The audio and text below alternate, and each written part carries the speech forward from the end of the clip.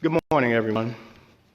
Before I get started on why we're here, as I look out into the crowd, I just wish that the families of gun violence in this city got this much attention, because that's who really deserves the amount of attention that we're giving to this particular incident. So this morning, I come to you not only as the superintendent of the Chicago Police Department, but also as a black man who spent his entire life living in the city of Chicago. I know the racial divide that exists here. I know how hard it's been for our city and our nation to come together. And I also know the disparities, and I know the history. This announcement today recognizes that Empire actor Jussie Smollett took advantage of the pain and anger of racism to promote his career. I'm left hanging my head and asking why. Why would anyone, especially an African-American man, use the symbolism of a noose to make false accusations?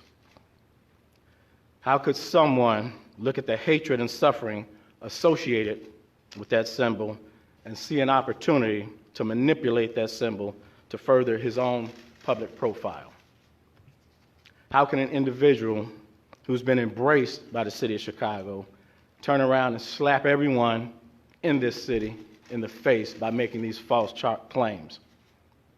Bogus police reports cause real harm. They do harm to every legitimate victim who's in need of support by police and investigators, as well as the citizens of this city. Chicago hosts one of the largest pride parades in the world, and we're proud of that as a police department and also as a city.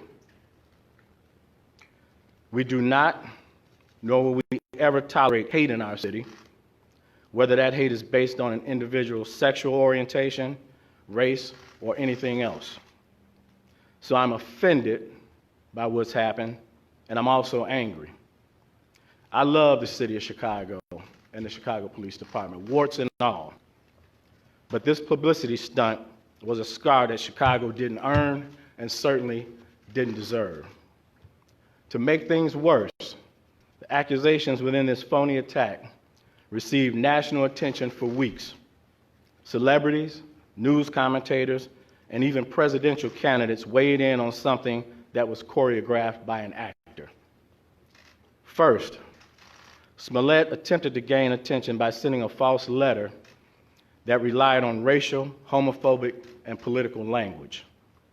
When that didn't work, Smollett paid $3,500 to stage this attack and drag Chicago's reputation through the mud in the process. And why?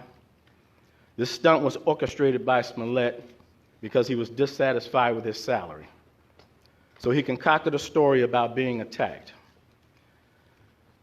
Now, our city has problems. We know that. We have problems that have affected people from all walks of life, and we know that. But to put the national spotlight on Chicago for something that is both egregious and untrue is simply shameful.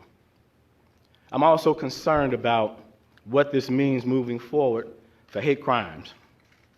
Now, of course, the Chicago Police Department will continue to investigate all reports of these types of incidents with the same amount of vigor that we did with this one.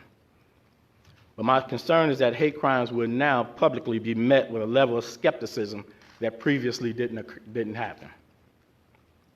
That said, Smollett was treated as a victim throughout this investigation until we received evidence that led detectives in another direction. I couldn't be more proud of the unrelenting detective work that went into this investigation, and I couldn't be more proud of every investigator that played a part in it.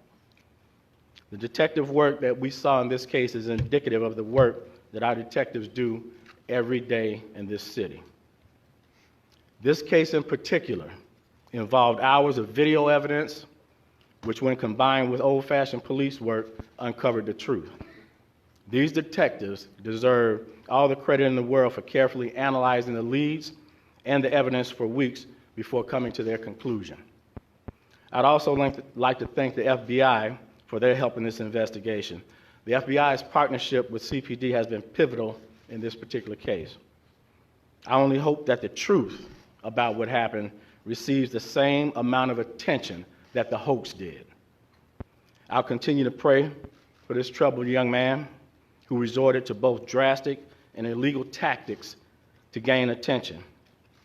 I'll also continue to pray for our city, asking that we can move forward from this and begin to heal. And now I'd like to call up Commander Edward Watnicki, who personally led this patient and deliberate investigation, to walk everyone through how the Chicago Police Department arrived at this point.